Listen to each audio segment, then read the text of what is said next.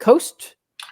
You're off by Melbourne, right? Yeah, we are on the Barrier Island on the east coast of Florida.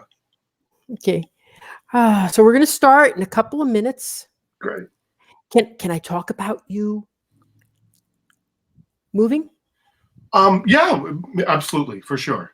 Yeah, because then we could talk about Disneyland. Okay. Yeah, for sure. Okay, and now I'm going to do the roll-in. All right.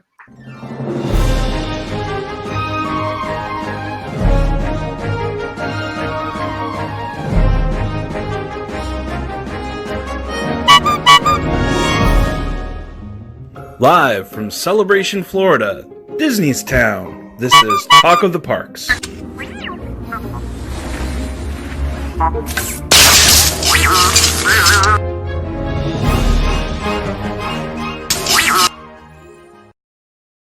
Hey! I love when that roll-in works. Fantastic.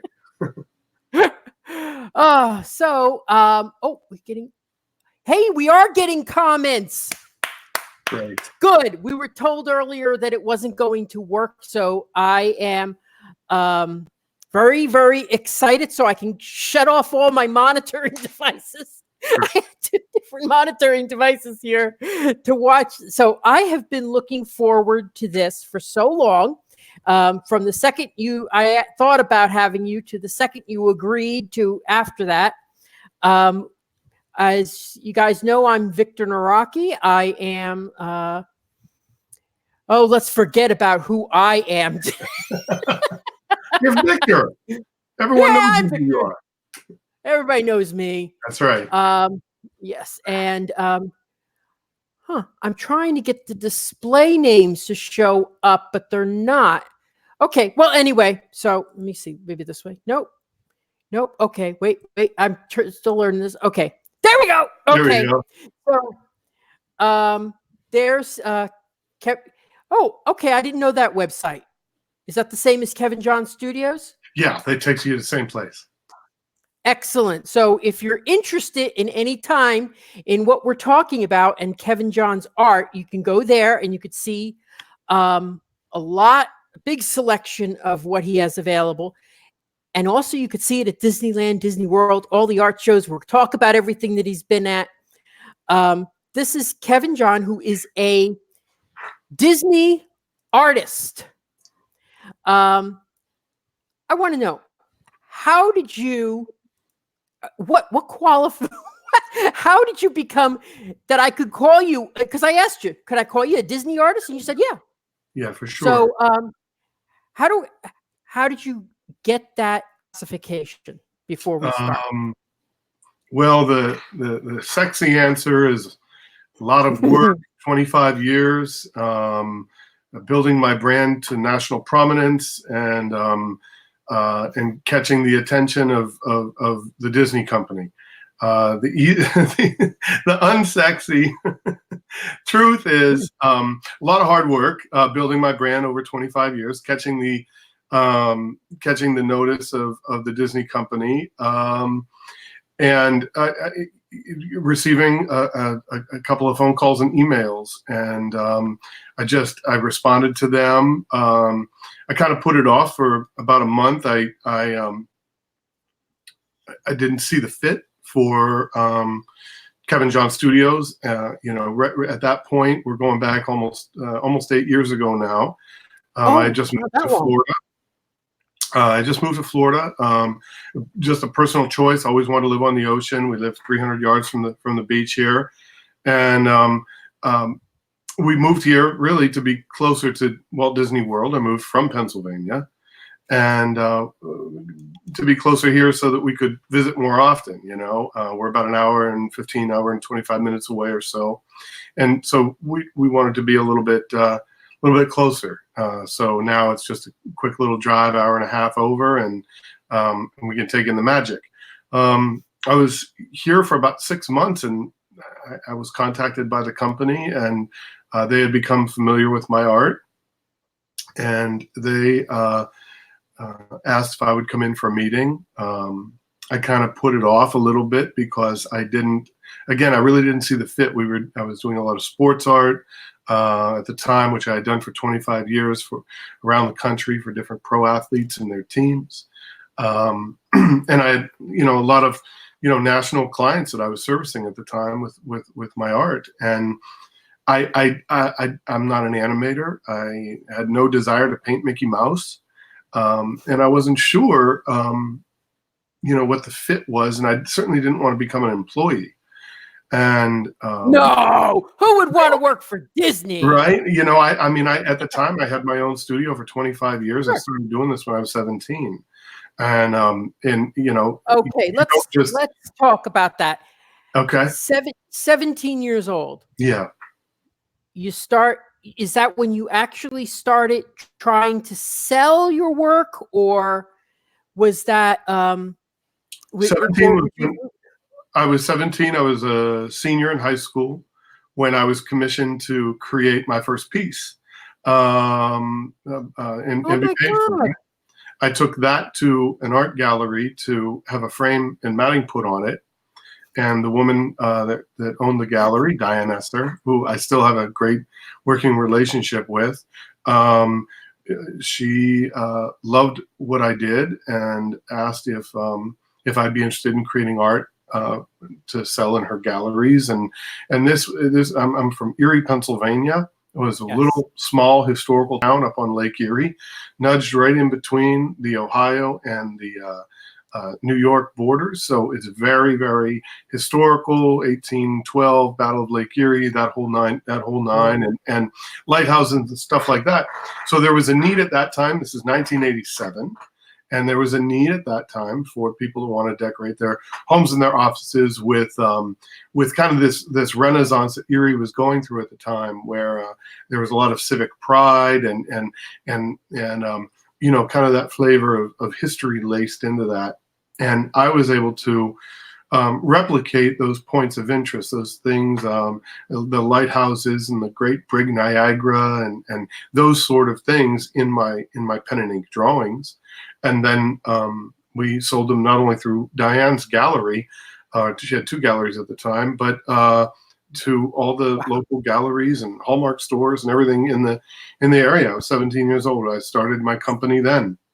And 17 years old. Yeah. But when did you start getting the technique? Because one of the things I mentioned to you earlier is that when I see your paintings, and I don't buy a lot of artwork. I mean, I wish I could buy originals, but when I see your stuff, I reach for it. And it's amazing. I know before I read the bottom line, I know it's yours. And you have this unique. I'm going to show one of them right now. This is one of the ones that I have, and it's of my favorite ride. I mean, you could take the pictures now because they have their trunks on. Yes. And I just marvel at this, because it's just something that when you look at this, you just want to keep looking at it.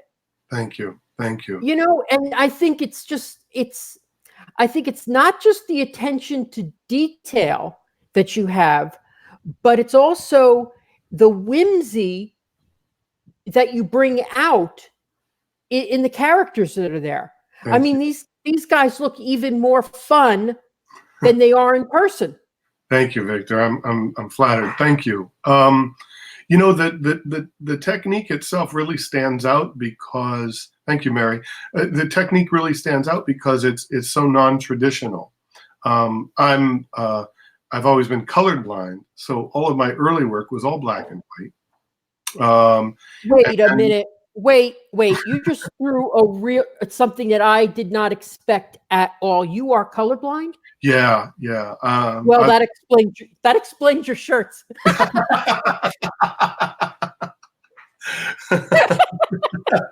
No, you mean this gray and white thing? I love my shirts. I am They're beautiful. proud They're, to they be stand. I think it's important to have shirts that stand out. yes. To make Robert an expression Graham of is yourself. the designer, and Yeah. he dresses me for, or that company dresses me for all of my appearances and everything. I absolutely love their shirts. I love their But clothes. how did No. someone who's colorblind, you would never know that from looking at any of your work? Thank you. It was kind of out of need. We'll have to rewind the clock now about 20 years. And I was creating a lot of sports art at the time. It was all black and white. I had an agent, and he would, get the gigs for me. And we were working with athletes and teams all over the country, different sporting events. And ESPN saw my work. Yeah, there we There's go. some sporting. ESPN saw. I cannot believe that the person who did this with such vibrant colors, and I mean, I can't believe you're colorblind. I had no idea. It's just working through it. And this is an older piece too. This piece is about, I think it goes maybe 4 or 5 years old. I think 214 or something.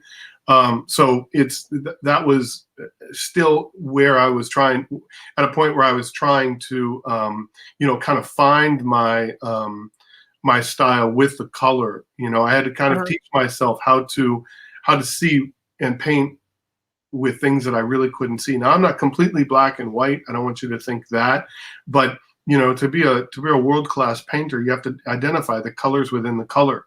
And my eyes, for whatever reason, had a really difficult time doing that. It's just one of those luck of the draw things, or bad luck of the draw. So ESPN contacted my agent. They asked if I would create artwork at major sporting events like Super Bowl, Final Four, those type of things. Create artwork at those major events, and then they would put it on camera, me creating the art, use it for the ins and outs, that sort of thing. We did that for 5 years. And the funny thing is when my agent called me to tell me about this gig, they said, you have to, they love it. They love everything. But Joey, you can find my work at kevinjohn.com, kevin-john.com. Thank you. Nevertheless. But my agent said, well, you have to do it in color, though. They want it to pop on camera. So I had to teach myself how to paint, how to paint in color. So that's been a process over the last 20 years that I've been learning, and I'm just now finding to get to a place where I really love the technique that I'm using. There isn't anything, if you walk into a Disney art gallery, there just isn't anything else like it on the walls. I mix all my own colors now, and I'm painting, I think, with a vibrancy that I'm very proud of, and I'm learning to explore that in different ways. There's a question here from Ian. Did you want to read that, Victor, for everybody? Yeah. Well, Ian's actually asking, he's curious if you've ever used the color correcting lenses that they have for color blindness. I found out about those within the last couple of years, and it's working for me. I create art for Lucasfilm. I create art for Disney. I create art for I have over 350 pro sports clients. I've created art for companies around the world. So I'm not messing with anything. It is, I love right now the way my eyes see. I've got them trained to, I know the colors that I mix, what they will produce. And my style now has really become a thing. Wow. And to think Jennifer is commenting here that I channel Herb Ryman's style. I mean, that's that's a long shadow to be cast in. Herbie Ryman was, and as far as I'm concerned, one of the greatest Disney legends in terms of just pure art. The guy was just a master all the way around. Well, I'm showing now one of the other pieces that because I was going to go to Disneyland and go at Disney World and go and take pictures of some of the stuff you sell. Yes. And I said, I don't have to do that. I got 7 pieces in my house. Right. Right. But I bought this the minute you listed it online or wherever I got it from. Thank But because this is not something that is really typical of. I've never seen a drawing like this. Now, oh, go ahead, Victor. I'm sorry. When I look at it, I'm just wondering how you did it. Now, you didn't sketch this like having something underneath it, right? Oh gosh, no, it's just because when I do my Christmas cards, I have to put it on a light box and sketch over it. Hey, fake it till you make it, right? That's fine. Yeah. But no, this piece is just it's actually just a concept sketch. It's just a very quick little sketch. I threw that down. I remember it was a Saturday afternoon. I put on some music, and I knew that Disney was wanting me to create a couple pieces for the Haunted Mansion 50th at Disneyland, which is coming up in August. So I really needed to start playing with some concepts, and I knew I wanted to feature the ballroom and that sort of thing. And this was just one of the angles that I had played with a little bit. And it's not even specifically Disney, as you see there. It's just a ballroom, a chandelier, a couple ghosts dancing around, and it's not even specifically Haunted Mansion, but it was just to kind of get me into that kind of that feel, that get me into that rhythm. I can't remember what else I was working on at the time, but I really do get saturated into the different projects that I do. When I'm working on a piece, especially if it's a Disney piece, I mean, I really saturate myself into the music, and I'll watch documentaries and videos and things of that nature about the attraction that I'm painting, and that helps me to get into the mood a little bit, get inspired, I guess. I'm not really an artist that works on inspiration.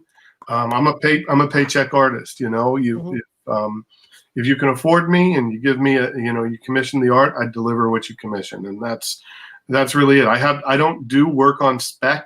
I don't have a gallery here, or a studio here of 50 paintings laying around waiting to be sold. My work is sold before I even start painting it. Speaking of that, have you ever seen the movie The Art of Love with Dick Van Dyke? I have not. No. Oh, it's exactly what you're talking about. And because I put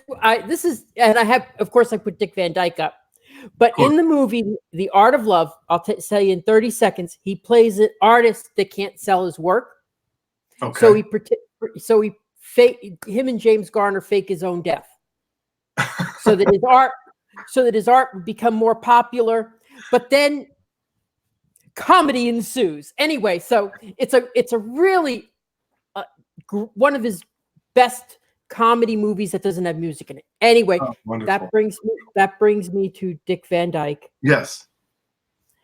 This is how I got introduced to you through through Jennifer, and now her Pixie Dusted Dreams. You're doing an event with her in when is that event? That's going to be. I believe it's October 5th. I think I've got a ton of them. A ton of different dates and events, but I think October 5th is Jennifer or Mary, tell us the information. I'll post it. Yes. But this is how I got introduced to you. And when I saw this picture, this got me the second I saw it, because first of all, it's not a subject that people do a lot of paintings about, obviously, but when you see this picture in my house, it's amazing how you've captured just the eyes. And I mean, it's like, I just don't know how artists do this, this is really a vibrant picture of someone. It feels like they're looking at you. Thank you. This was a commission, I believe, to benefit Walt's home, his original childhood home. I think it was for that. There was an event out west, I believe, and Dick Van Dyke was going to be a guest. And October 4th is the event. There you go. Nevertheless, they commissioned this painting so that Dick would sign the original. They auctioned that off, and then there were a very, very, very few pieces created from that he would sign and whatnot. So that was. I didn't get his signatures. I'm not into signatures. I'm into pictures. I want pictures with the person. Signing something that never really appealed to me anyway. So it's like anyway, but little plug for me. There you go. I'm going to be hosting. Okay, so I interrupted you. Is there anything else you were saying that? No, that just that piece was awesome to work on. From one extreme to the other. There we go. Yes, I know. Okay, we'll talk about that in a second. But okay. That really threw me off. I think I should have organized my pictures better. All right. Okay, so and of course this is Mary Poppins, and the same with this. This is just it's really a companion piece for the Dick Van Dyke, and I have them side by side in my house. So it's really a beautiful, beautiful piece. I mean, there's nothing. How could you not love it? I mean, honestly, this is just perfect. So I wanted to talk to you about when you were in school. Was there an inspiration for you to do this, or was it just your own desire, or did you have any role models that helped you prior to 17 and starting your own business? Yeah. Because people don't do that. It was just one of those things where at my earliest age, as soon as I could pick up crayons or pencils, for whatever reason, I like to replicate things that I loved. I like to replicate them on paper. At that time, it was a lot of dinosaurs and Batman and $6 Million Man, and then third grade, a little movie called Star Wars came out. That seemed to be the subject matter of all of my a lot of my drawings early. I always drew. I never painted. I always drew. I had just an innate ability to render, especially the human form. I've been rendering the human form for as long as I can remember. Again, some of my earliest drawings were that. I did, going through grade school, I did my own comic books and things like that. And I was the kid that drew. And I'll be honest with you, this is 1970, 75, 76, the kid in the back of the class with the crayons who, maybe was a little socially awkward and didn't have the best home life and, didn't have a lot of friends. And I was able to escape into these worlds that I illustrated and these friends that I created on paper, and it wasn't, now y'all are down with Star Wars. Everybody now is a Star Wars fan. But let me tell you, 1977, y'all weren't. There were like 3 of us, right? Really, y'all went to see the movie. I get that. But hardcore toy buy-in, poster in the, playing in the backyard with laser guns and everything. That was my generation and not y'all. And now all these Johnny-come-latelys, Star Wars is the cool thing to like. I get it. But y'all are late to the party by about 30 years. What's happening, Brandon? So it was not a popular thing to do back then to, be drawing Star Wars stuff and Halloween stuff. I always did a lot of Halloween decorations. I love horror movies and that sort of thing.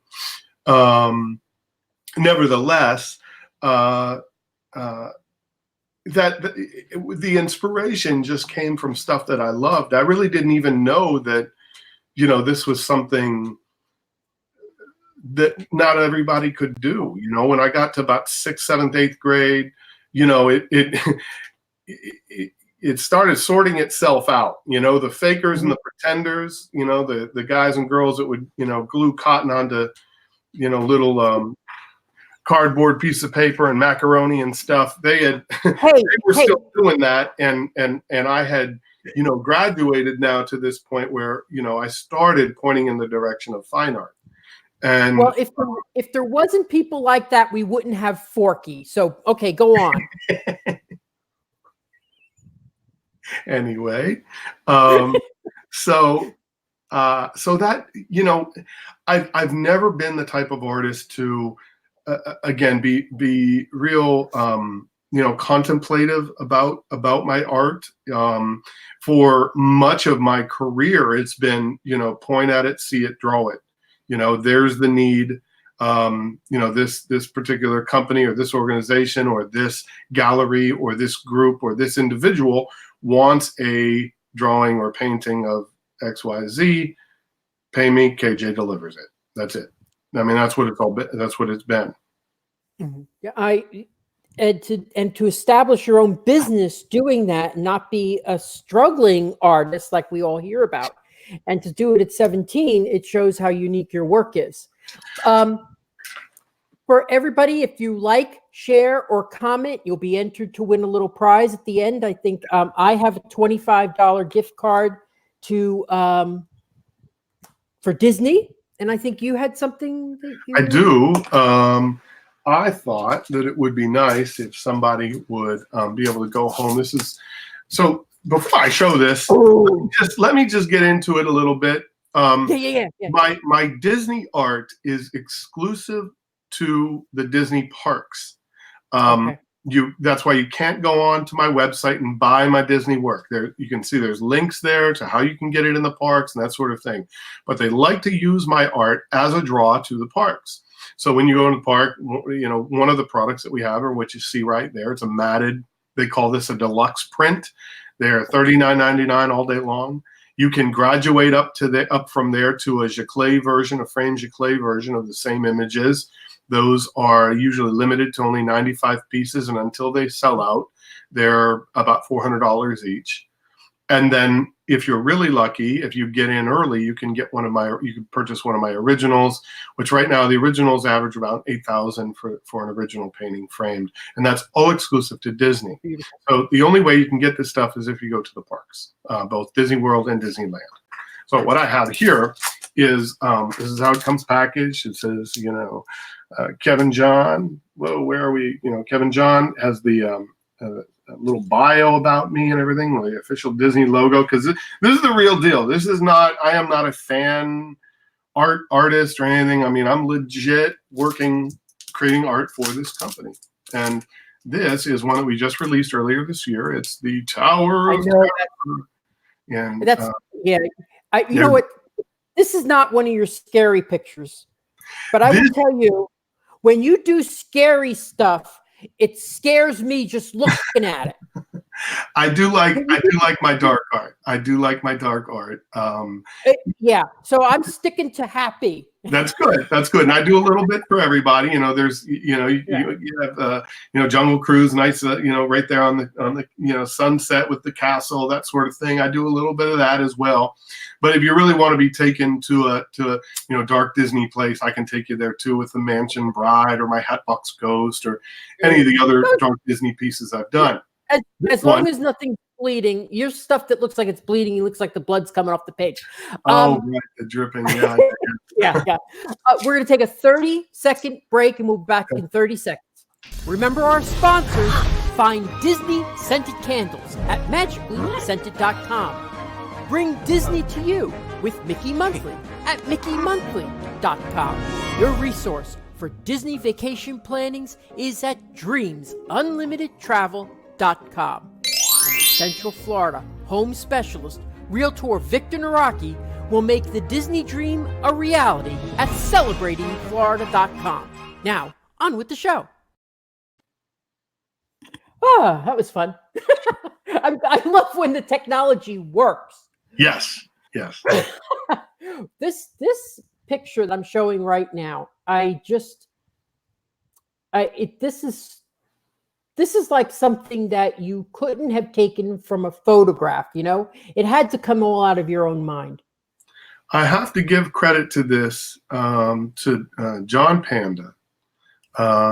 He sent me a photo that he took from atop the Contemporary Resort at sunset. Now, the castle, as it is in that photo, was, you know, it looked like it was 300 miles away. But that was surely the inspiration for this painting, was to just kind of nestle that castle at the treetops and paint one of those gorgeous Florida sunsets below it. Very moody again, you know, intimate, has, you know, a few lights on in the castle. Sure. So Jennifer's asking if you have any new projects. Oh God, for sure. I know you told me some stuff, but what can you share with us? I book out about 9 months in advance for work, so I've got a roster of Disney art, Lucasfilm art, sports art, other clients and whatnot. However, let me tell you a little bit about the next major Disney release, and those are the Haunted Mansion 50th anniversary pieces for Disneyland. On August 9th this year, we are celebrating 50 years for the Disneyland Haunted Mansion, and I have been blessed enough to be asked by the folks at Disney to create. I created 2 different pieces for the event. I'll show you I have a contact here. So these are online, so you can already see them. This is called Swinging Wake, and this is there we go. This is the Mansion Ballroom.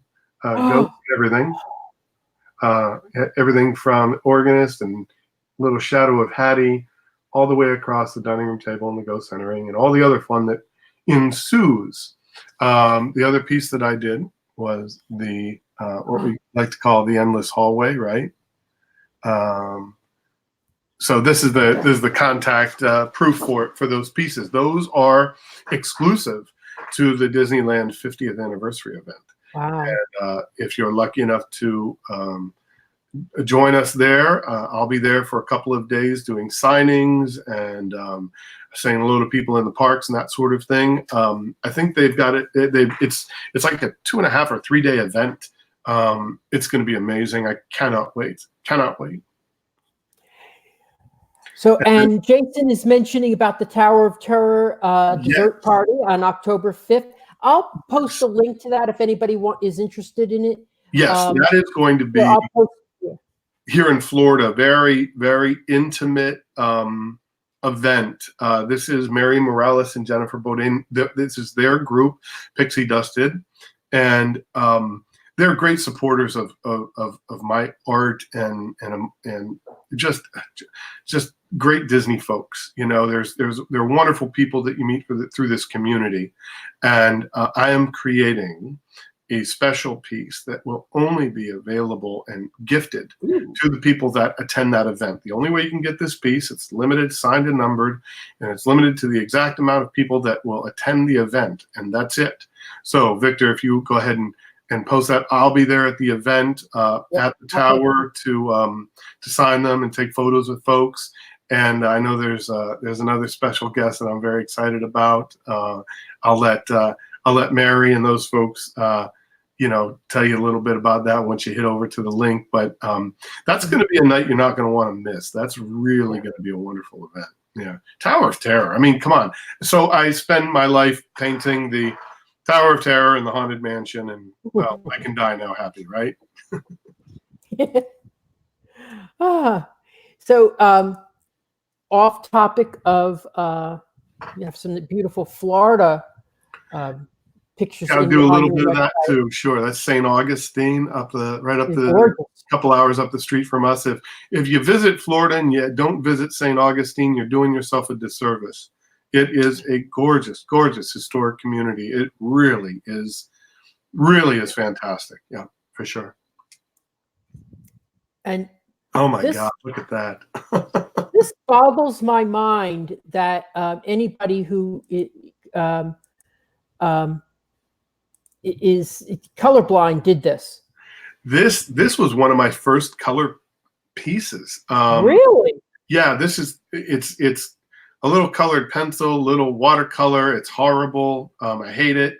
Thank you for showing it, Victor. How could you hate this? I hate it. I just hate it. Because Again, but I think that's the thing that I think that's a hallmark of an artist's progression. Is that he or she can't stand to look at their art from before. Now when I did this piece, I loved it. It was all over the place, and but well, you're growing. You're growing. I feel the same way when I do videos and someone says, "Oh, that was great," and I'm like, "No, I could do better." For sure. But I don't think you can. That's great. Thank you. This one cracks me up. This just cracks me up. This is a little bit different. I was invited to create a piece for an event at Disney called Tiki Fest. It was a Trader Sam's event. Oh gosh, I think maybe 3 or 4 years ago already. Wow, time flies so fast. And it has kind of a cartoon quality to it. It needed to have that whimsy of all things tiki, so that's what this piece was about. It's fun. It's just again, just another little fun piece to delight people. You see, I cover different genre, different styles, and it's just it's always a progressive thing. Well, didn't you say you were learning oil paints or something like that? Or? Oh man, you're gonna let that secret out? Forget it. No, that's fine, Victor. No, I'm gonna let you blow it up. I'm gonna let you blow it up. That's right. So you should have made a list of things I can't say. I used to always say, man, don't let me start painting in color. When I was doing black and white work, because I'm a very competitive person. And from a competitive standpoint, I was outpacing other artists that were able to wow people with color, and I was just drawing in black and white. And then I told you about my color story, and I had to start trying to learn color and whatnot. So now I've kind of grasped that. In the way that I paint with watercolor is very non-traditional. It's very similar to. It's very similar to oil painting, to the way people would layer with oil painting. And so now I've decided that next year I'm just going to teach myself how to paint in oils and see how that goes. That'll be fun. Whole different style, whole different thing. It's going to be very different from this tight Kevin John style that people have come to know me for. This is going to be something very different for some new projects I've got coming out in a couple of years. So Jeff Smith asked. I'm sorry, I took that off. Oh, that's okay. He asked if do artists ever like their most popular pieces? I don't know. I can't speak for other artists, but I mean, I see it does. Use Disney for an example. Walk into a Disney art gallery and choose an artist, anyone. Just point your finger and choose an artist, and then try and decipher that artist's work from today to a piece that maybe they put out 10 years ago. And most of them, you can't tell the difference. It's identical. It drives me crazy.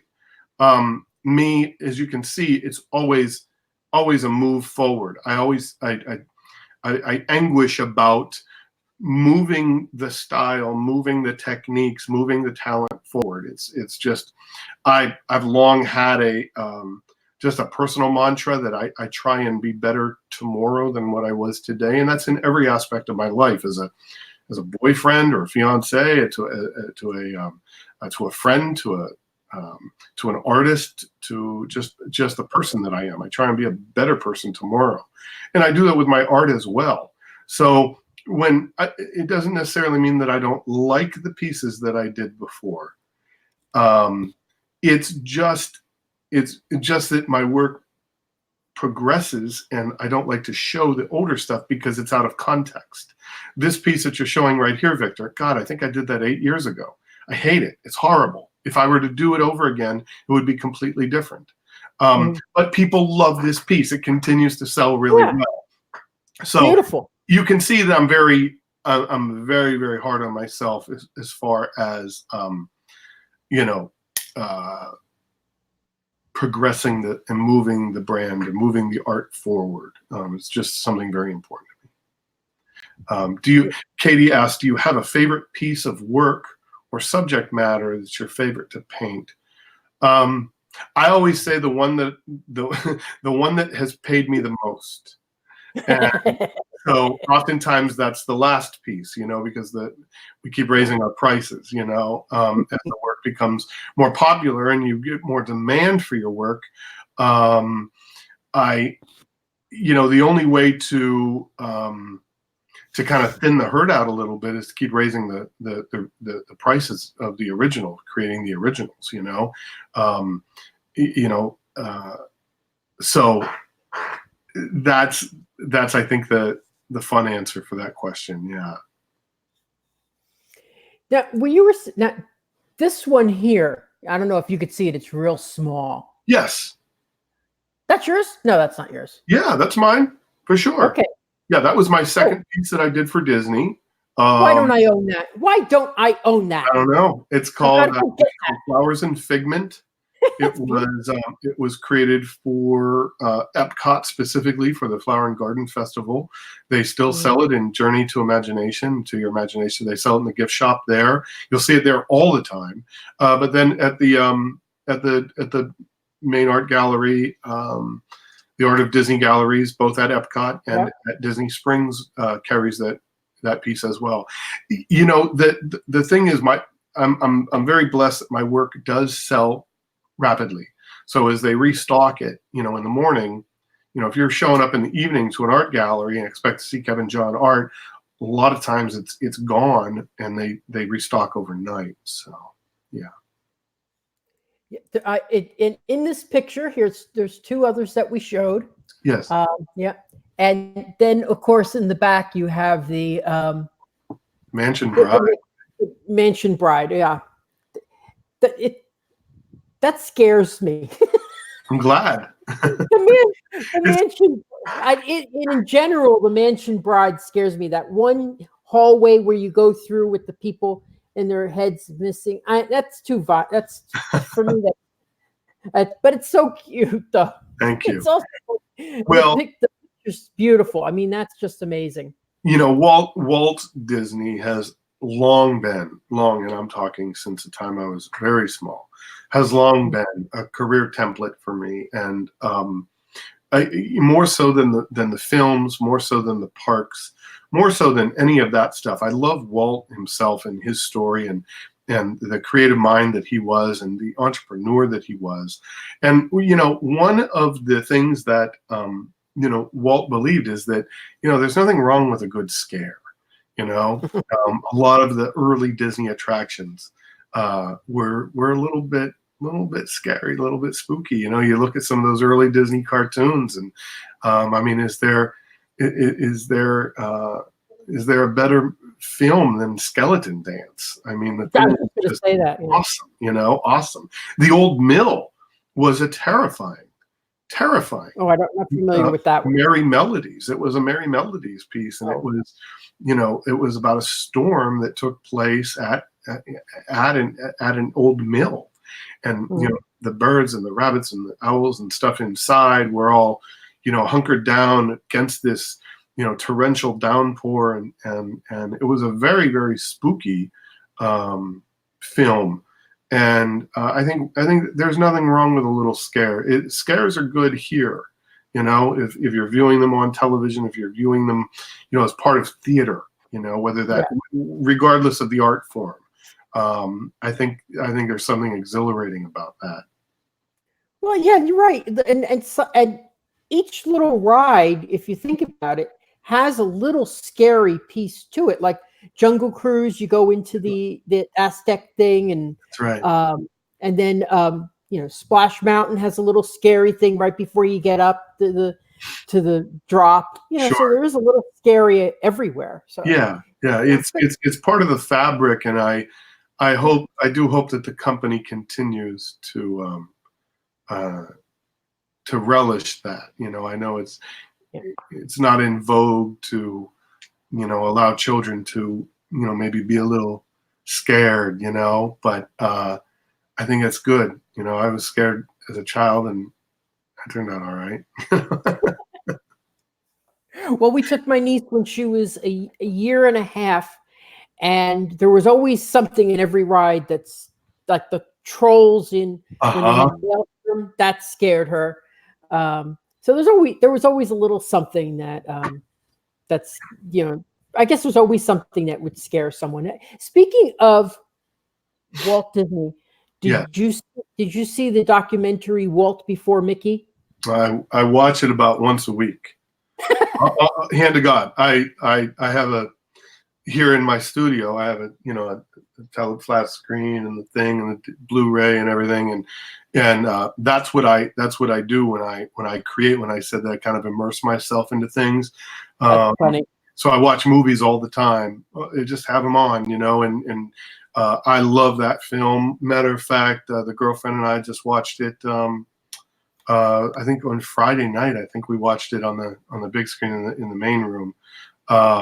It's a wonderful film. Tremendous film, and fairly accurate from what I understand. Well, what was amazing to me about his life, and not just the movie, but was how many times we wouldn't have all this if he didn't stand up and when he was faced with adversity, he'd trying. Because if they didn't steal Oswald the Rabbit from him, we wouldn't have Mickey Mouse. Sure. And we wouldn't have Disney. So yeah, I agree, and I've derived that was a great lesson for me to learn early, and that is failure is such a great thing. People look at failure as though it's something to shy away from. You can't do this, you can't do that, because what if you fail? So what if you fail? You know what it's like when you're beaten down and you're trashed out and you have no money and whatever you're doing isn't working and the things that you're trying to do aren't working, and you just stop, you're gonna make me cry. Crushes you down. But then, man, I'll tell you what, the look on their eyes when you get up off the mat and and you're back in the fight like Rocky, the look on their eyes is priceless. They don't know what to do with that. The folks that either put you down, or those instances, those life things that cause those failures. I relish them. I look forward to the next failure. I fail 1,000 times to every one win, but man, I hang in there, and those wins are sweet. I've been failing and winning now 33 years professionally. And I love it. I love it. Walt loved failing too. Not when it happens. When it happens, it's it bloodies your nose. But I say I give myself 24 hours. I give myself 24 hours to cry and scream and feel bad for myself, and maybe eat some bad food that I shouldn't be eating. But then the next morning when I wake up, man, I've got the problem solved, and I'm going at it with everything I can. And that really, I think, more than anything, when I do my talks to schools or to corporations or whatever, I do public speaking. That's the thing that people really, I think, cling to when they leave, is that I'm on my mountaintop at this point. I create art for the two largest IP holders in the world. I've got, again, folks all over the world that buy my art. I've got a waiting list of 9 months for art to be created. Wow. I am on the top of my mountain, and you look back and there's the rocks and the broken glass and all the jagged stuff that you had to go through, and also a string of bodies of people that told me that I'd never make it also. Now I feel very comfortable. It was always, even when I signed my Disney contract, I said to my girlfriend, I said, well, what's next? Where do I go from here? What's the next jump forward? Where most people would say, I'm a Disney artist, I'm good. I have reached my mountaintop.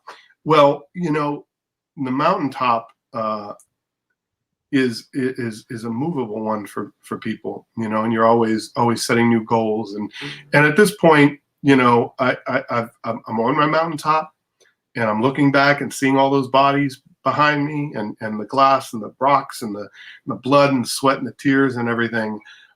It's been really good for about 25 years, so it's not like we just we just received some success. I mean, I starved for the first 10 years, but the last 20, 25 have been amazing. And especially these last 8 have been like a rocket ship. And so I'm living proof that just because at one point in my life I was choosing between, feeding my cat or buying food for myself. I didn't have a phone. I didn't have television.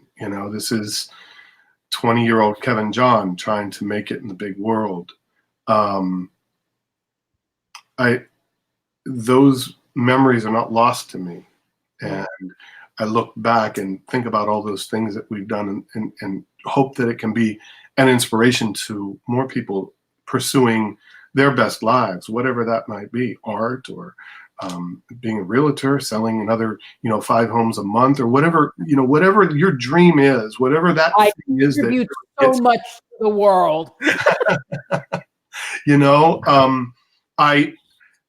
You have to embrace those failures and just use them as propulsion forward, and that's really winning.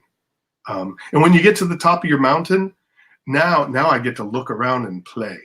Now I get to take the commissions that I want. Now I get to get involved with the projects that I want. I don't have to do the projects I don't want to do.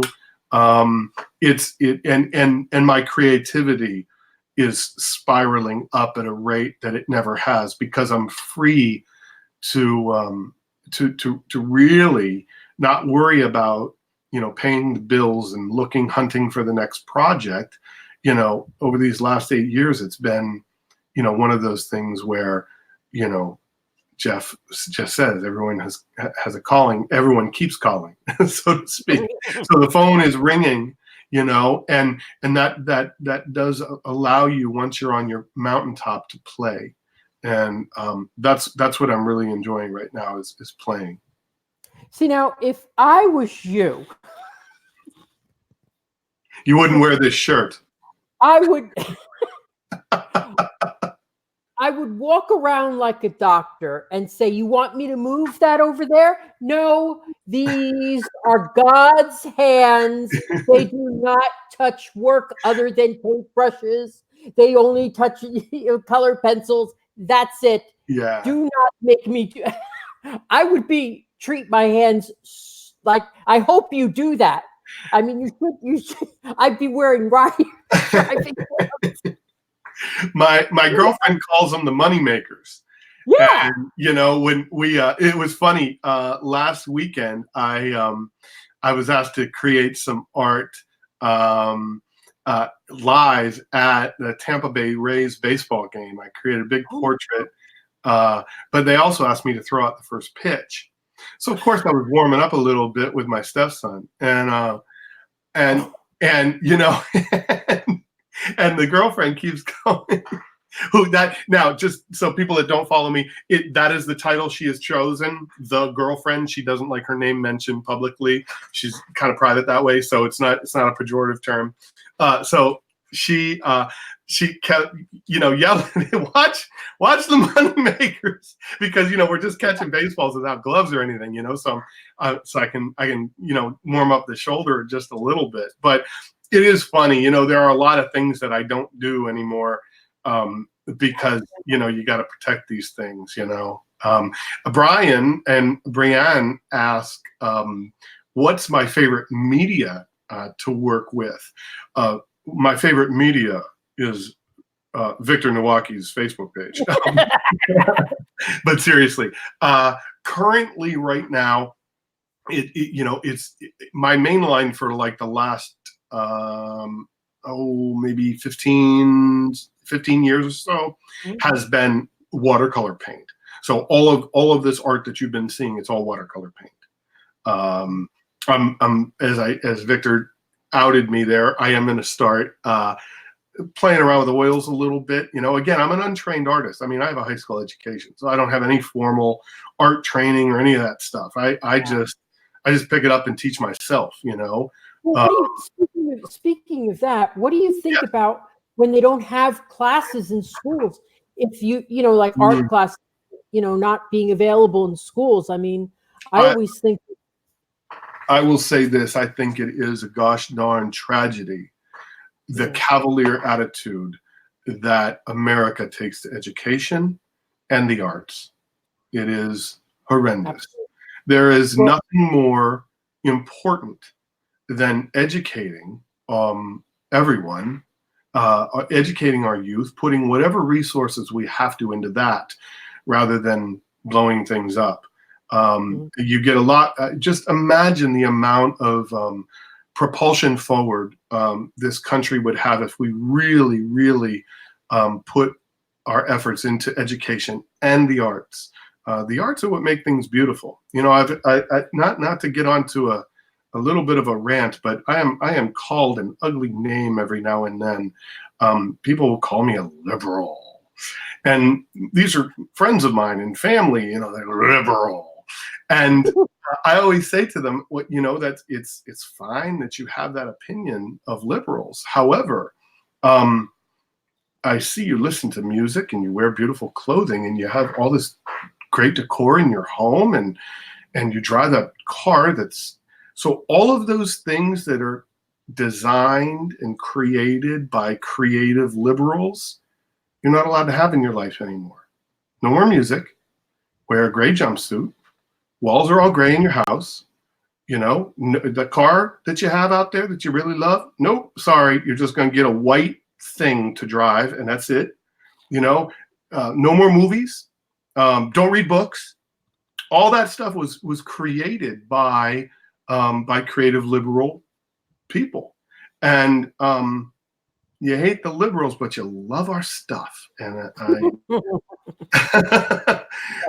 I'll have more respect for that point of view if they go to the bland and stop enjoying all the things that liberals and creatives create. So that's mine. I'm going to go on to a different subject. Well, I just think back to when I was in school and tried to be creative, and now I'm going to have to do it when I retire. But and I think back to people who were critical and divisive and cruel, and all those people are either destroying things now, or they didn't make it anywhere in their lives. I mean, a couple of my nemesis in high school are dead because they committed suicide. Wow. When they faced the reality of their lives, they didn't accomplish anything. Right. And they couldn't. So starting when you're young to communicate in a different way than using your fists or your physical strength, which is fine to have that too, because we all have to protect ourselves. We all need that. But what I like about the arts, it's like you look at your painting and it communicates something more than just a painting. It takes people. It's like an artist who sings. they take people away from their problems for while they're listening to it. And it refreshes people. So when you look at your art, you're not thinking about all your problems. Right. You're thinking about this art and what it makes you feel. And that's why it's so important to have it in schools. So not so that, so sure, some kids are going to make macaroni art and Forkies, Yeah. but they're also going to become people who can communicate in a different way. So if an idea has to be expressed, they can do it, whether it's through speech or singing or artwork or something like that. So it's just, it's disappointing to me when I see, them taking arts out of schools. Yeah. When people ask me, what's the good schools in the area? I don't know. I can't tell you. I don't know what your priorities are, but I'd look if they have good art programs. Right. That's a good place to start. Don't have them, that's starting to cut. Yeah, it's always been kind of a throwaway, the arts, something that everybody can do. I every time I do a signing, or something, folks come up to me and say, "Oh yeah, my kid's an artist, my grandson's an artist."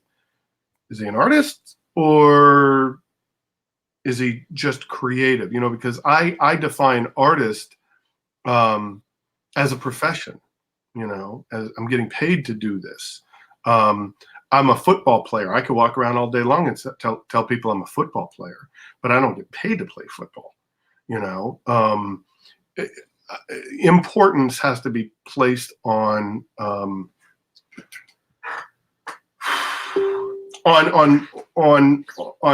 realizing the value of the creatives in the world, the creative people, and I think we are coming back to that place. You mentioned about your friends, those folks from high school, not friends, but the nemesis from high school and whatnot. Art makes you feel good.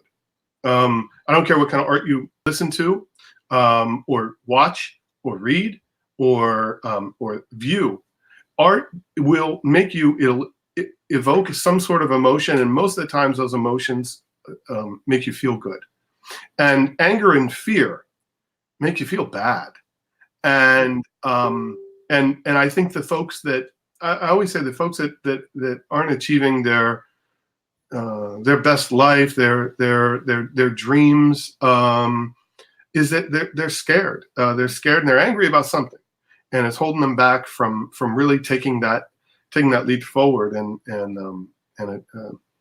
There was a question here a minute ago, and I want to make sure we get to the folks' questions. Yeah. She asked, is there a painting in my home that I would not sell? Yeah. Well, in my home, this is my studio, and there's nothing in my studio that I will not sell. Everything has a price. Everything has a price. In my home, I really don't have Kevin John art in my home. I have art from lots of other artists that have either inspired or I find beautiful, or maybe I don't even know them. I just, see a painting at maybe an estate sale that I just love and I pick it up. Yes, you go to those a lot. I see on Facebook you're always at estate sale. Yeah, there's one. My high school art teacher. I bought one of her paintings. A few years, 2 years ago now, and she's barely with us anymore, if you understand my meaning. And she was 71 when I graduated high school, so you can do the math. I'm 50 now. Nevertheless, that painting I love more than anything else that I own. I love that painting. That will never go anywhere with me. And then I'll show you one, which is actually in my studio, but it still is, because it's inspiration. But y'all are gonna love this. This is one of my proudest. Oh, hold on. Before I do that, I have to allow me to move my lightsaber over here. Hey. I always said I'm not going to buy one of those darn things until I'm officially a Lucasfilm artist. Well, guess what? Yeah. So here we go. if you were doing this in a studio, you wouldn't have brought your lightsaber, or maybe you would have. Right. Never know what I'm going to show up with. Oh my This God. right here, this is a painting by the incomparable Disney legend, Rolly Crump. It is an original. I love it to death. It is clearly myself, my girlfriend, and Rolly Crump riding a bicycle. He painted this way before he knew me, but this is another treasure of mine. That's an original. Wow. And I love it. I just love it. Rolly is one of the most creative individuals that you'll ever meet. And I am not creative at all. So I've really derived a lot of inspiration from Rolly and just studying his work and trying to use that to improve my work. Well, I am shocked that you could say you're not creative at all. I'm just not. I know who I am as an artist, and like the painting behind me. I see it. I can paint it, but I'm not creative. That painting that I just showed you. This is from the mind of Rolly Crump, and that is you want to talk about somebody being on his mountaintop, man. That cat got to his mountaintop at like 1965, and has lived there since then. He's incredible. I mean, you can go on. I see the names here today. Mark Davis. Oh my gosh, Herbie Ryman. One of my favorite artists that I've been chasing as far as kind of a little bit of a style, but more so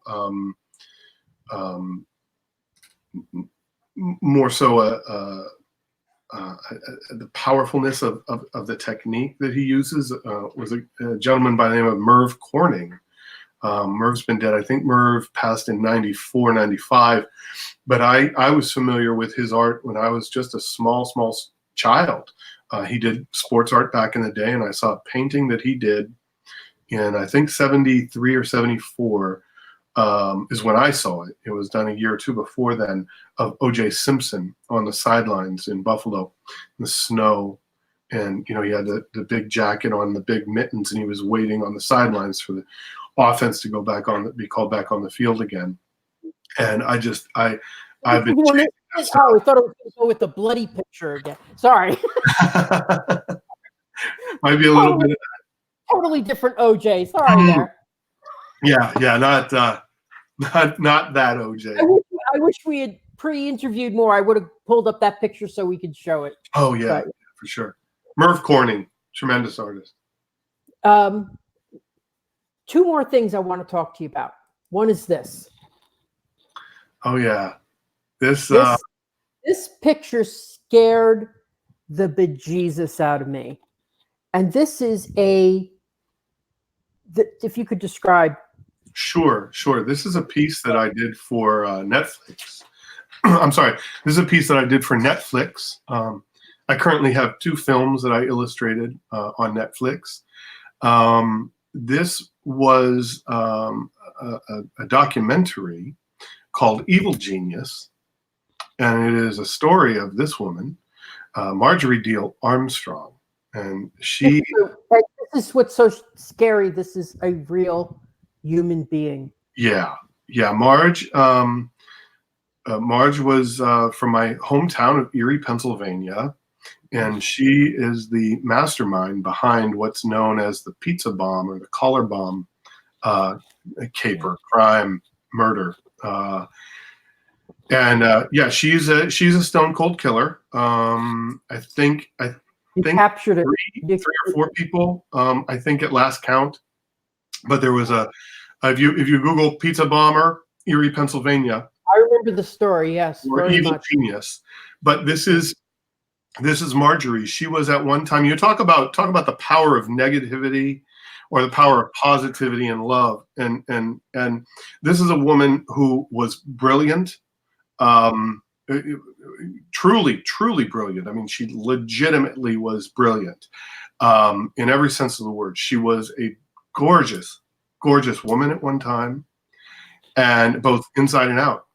And she slowly became, corrupted by, whatever whether it was mental illness or just, a black heart or whatever. But eventually she let that, her greed, and mostly it was greed because she did it all for money. But she let those things, all the negative stuff corrupt her. And you can really see that in her face. If you hold up your hand to the one side of her face, you can see a little bit of the old Marjorie there, just a little bit of beauty still left there. But the other side of her face is really disfigured and morphed into this monster. And the funny thing is that now that I mention this to you, look around the people in your life that you know, and a lot. This has happened a lot lately. I've been noticing this more and more ever since I did this painting of Marjorie. Yeah. That darkness within people, I think, manifests itself outwardly and turns people, I think, literally into monsters. So choose love and happiness, people. Don't get over there to the fear and the anger and the dark side, man. It shocks me how often I could meet someone who is just a dark soul, but because I have met several, but not to her extent. Thank God. Yeah. And the funny thing about, or not the amusing thing about Marjorie is that I didn't know her until her trial, and then I was asked to because there was a media embargo. I was asked by NBC to do the courtroom sketches. That's how I became involved with the whole thing in the trial and the Netflix deal and all of that sort of thing. And she was extremely charming. I mean, really, she could turn it off and turn it on. Where she knew exactly how to pull you right in, and was remarkable. I completely understood after meeting her and observing her and sketching her and painting her, how the men that she had brought into this tangled web of murder, how she was able to get them recruited, I guess. Yeah. So somebody said talk about my lightsaber. I could talk all day about my lightsaber, kids. This is the real deal. This is not your average, Joe lightsaber here. And this is the product of becoming a Jedi and creating art for George, Wow. Yeah. So that is from Evil Genius that is on Netflix right now, right? Yes. I'm gonna have to watch it. I was looking at your pictures today and I went, oh my God, I gotta watch this. Yeah. So anyway, I will. Anyway, but the one thing that surprised me is you're leaving the West Coast now. You're going to be out in you're going to the East. Yeah. No, I'm living on the East Coast. I live in Florida, and you're going west. And we're going west. Yeah, I I know that. That's just Victor just wants me to stay. He's trying to convince me. I get it. I will be back often. Nevertheless, yeah, I love California. I lived there when I was young, 8, 9, 10, 11 years old. 8, 9, and 10, I think it was. And I've been trying since then to get back. I mean, it is it's home for me. I feel great there. The girlfriend loves it. We spent a month there in October, and as I say to people, we kind of left a piece of ourselves there in Southern Cal. We haven't been the same since we came back. So we're pulling up stakes here, and my studio, my clients aren't tied to a geographical location. You know, my clients are, as I've said before, internationally. You know, I'll be closer to Lucasfilm. I'll be closer to Disney corporate. I'll be closer to Robert Graham.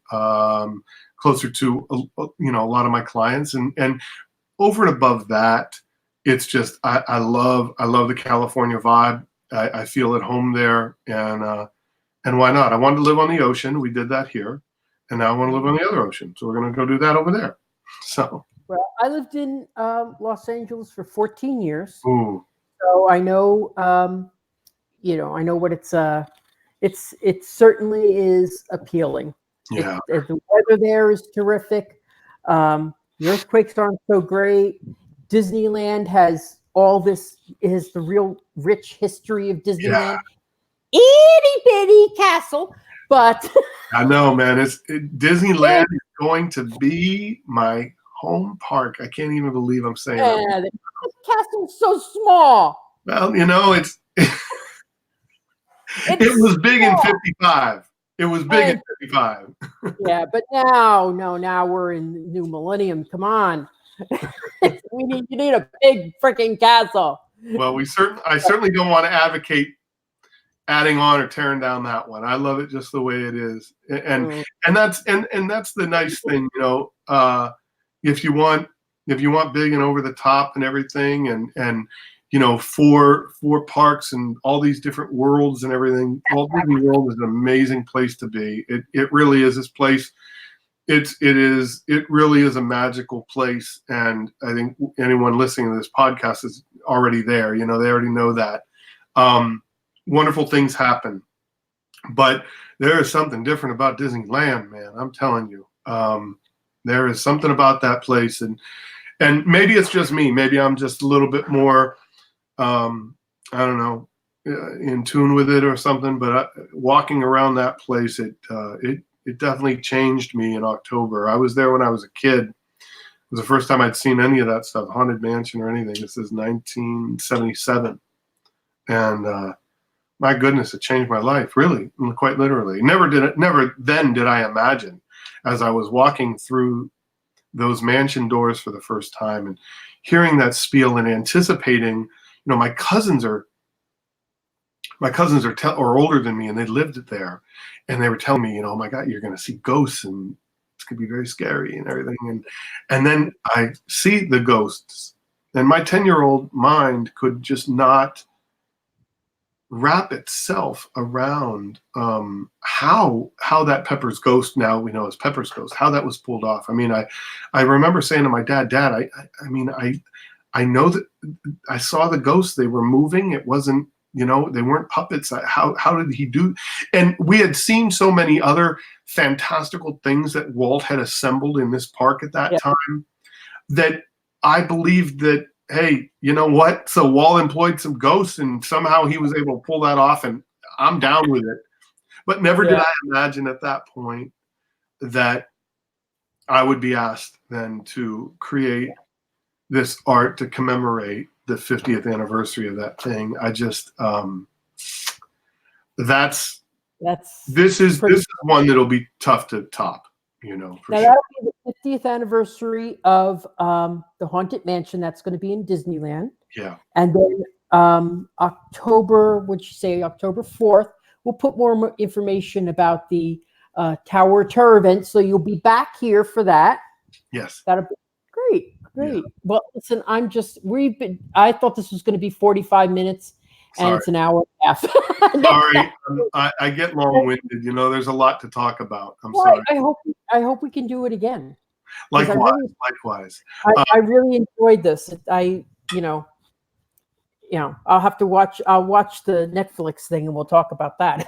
Good. But, thank you so much for being here today. I think it's been great, and let's see if we have any more questions before we go off. Jeff's going to be here in 27 days. That's good. Yep.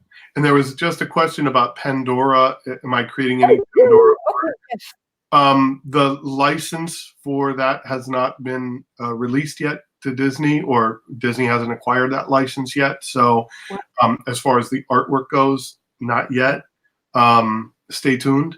I am kind of like the Disney park artist. You know, most of the other roster of Disney artists concentrate on character art. But I'm the guy that they really rely on to depict the essence of the parks themselves, the attractions, and that's where I live. You know, I feel closest to Walt there. I've always been much more attached to that than the animation. So I'll spend the rest of my life illustrating and painting different parts of the Disney parks. So eventually, yeah, that'll be one for sure. So thank you again. I really appreciate this, and we'll be signing off. But thanks. I'm just floored. I just had such a good time. I really Thank you, did. Victor. Well, you've been a tremendous friend, and I mean that sincerely. I mean, I've met about a dozen really, really close friends here since we've been in Florida, and I count you as one of them. I love your outlook. I love your style. I love, you're always so gosh darn happy, and you make people happy. And you I haven't seen me at the closing table. Get that California realtor's license, brother. You can hook me up with my new sticks, baby. Yeah, I'll go. Yeah, that would be. Anyway, Right. So thank you so much. I appreciate it. And hopefully we'll do this again, maybe after the next big event. Now, maybe I'll be live at when you do the Tower of Terror over in October. Awesome. We should, maybe we should do a live stream or something from there, or get some sort of FaceTime gig going or something. I think that would be cool. Yeah, I'm always and Victor. Maybe you and I could do record a quick little 5-minute thing when I'm out at Disneyland for the 50th too, for that event in August. Give Victor like a little exclusive or something. Because again, I love you, man. I love your talent. I love what you're doing here, and I'm honestly very thankful for you having me on. I appreciate it. Oh, and I'm grateful you agreed. So thank you so much. Okay. Hey, don't forget about Tower of Terror piece. Someone lucky will win this. Give it away however you want. I'll sign it and send it out to them. I'll look through the names and see who shared. And so share, comment, and I'll give you another 15 minutes to do that. And I'll tell, and we'll get that to you. Okay, great. Thank you so much. Okay. Thank you, Victor. Bye. Bye-bye.